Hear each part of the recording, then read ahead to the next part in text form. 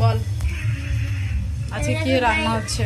আজকে শাক, কলমির শাক। কলমির শাক, আর ওইদিকে হচ্ছে ডাল।